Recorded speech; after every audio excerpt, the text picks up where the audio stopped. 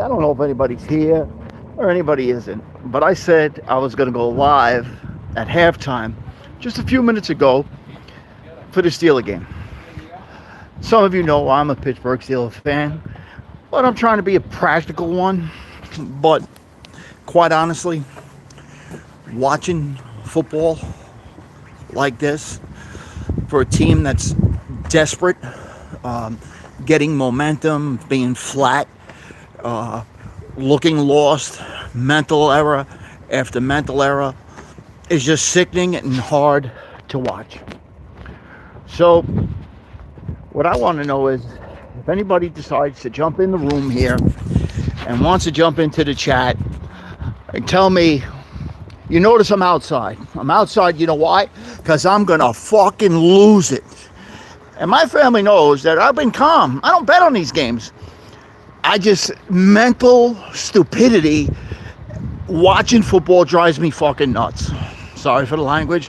So put the kids to sleep. We only got about 12, 14 minutes and halftime is over. Then I'll probably come back at post game and we'll see what happens. Now, game is of momentum, but we have mental error after mental error.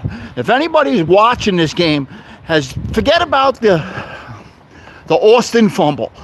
You got to grab these guys that keep turning the ball over by the face mask, and you got to grab them. And you got to tell them it's not going to be accepted. You got guys hugging the guy on the sideline like he's going to cry. It's okay, it's okay. It's not okay. You know, there was an old coach, he said, this is the NFL, which means not for long if you keep making fucking plays like that and you keep turning the ball over. Doesn't take a genius to understand when you turn the ball over, you lose games. 9 out of 10 times, you lose the battle of turnovers. You lose games. You're at home. They look terrible, again, 5 weeks later, during this whole losing spree. Tonight is essentially a playoff game for them, momentum-wise. They need to get that momentum back. Anyway, how? And to watch them butcher that last 50 seconds is disgusting. And I got to tell you, it starts at the top. You're not going to hear me, Tomlin this, Tomlin that. Listen, he's never been an X's and O's guy. You've never heard me say get rid of him, can, but I'm going to tell you this. They go in and out again this year, which they are going to do.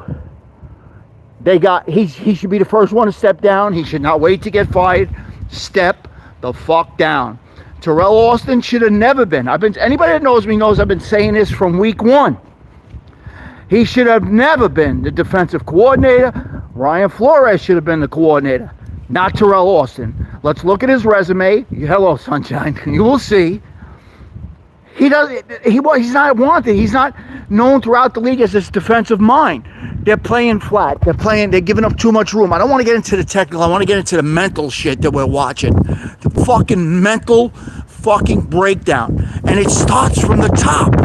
Yeah, the players are making the mistakes. They had 4 downs there to gain a yard. First of all, Russell Wilson fucking slips, falls. He doesn't hit a gap hard. He can't gain fucking 6 inches. The running back gets hit. Hey, CG.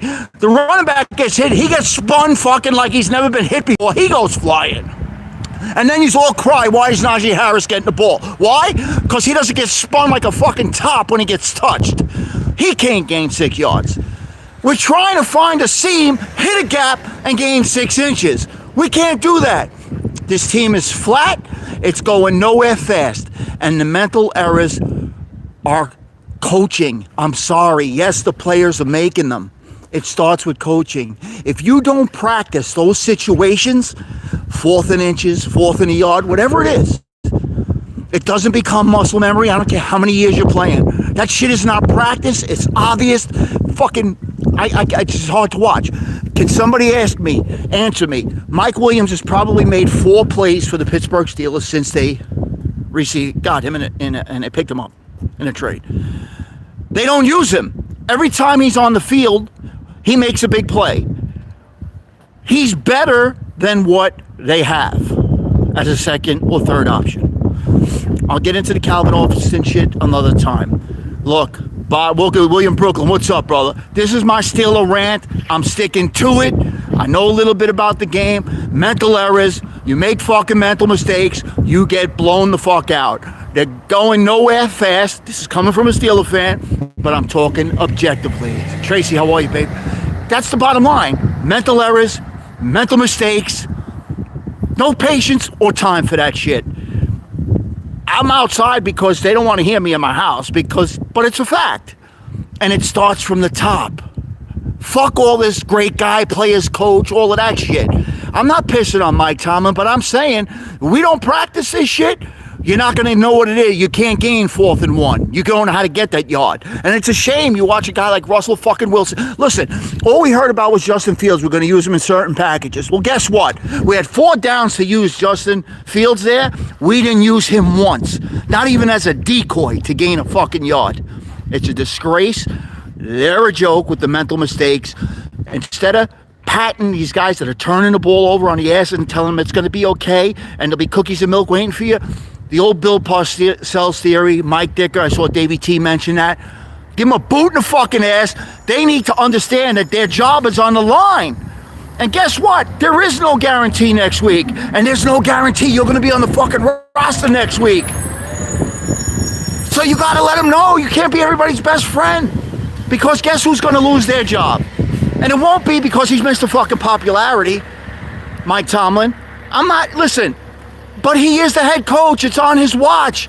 Too many mental mistakes. This team has turned the ball over now 10 games in a row. Something, I don't know if it's been done in Steeler history.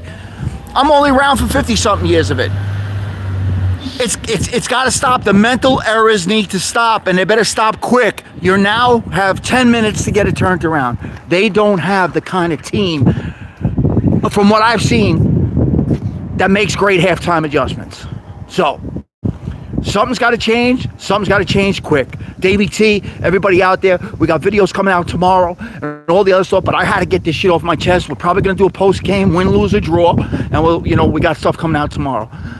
I thought you guys, I'm not trying to give nobody a laugh. It was Craig snapping. No, I'm tired of watching the mental fucking errors. It's horrible. And instead of hugging a guy and telling him it's going to be all right because he looks like he's going to cry, no, tell him the way we were told when we played. Listen, there's no time for that bullshit. Turn the ball over. Guess what? Go find the other fucking team's jersey and helmet and play for them because you ain't playing for us. But this whole shit about, it's going to be all right. No, it ain't all right. I got it, G. I'm good. I'm breathing. Imagine, that's the Italian in me. I could talk and get crazy and still breathe at the same time. No, but anybody that knows football knows I'm speaking facts. Facts. Mental errors continuously. It's just not being coached. It's not being coached. Situational football has to be coached. I don't care how many years you're coaching, how many years you're playing. If you don't go over a 2-minute drill over and over and over again, after at the end of every practice, you're not going to know what to do in certain situations. 4th and 1, those situations should be gone over and over and over again until your fucking eyes are bleeding. Okay?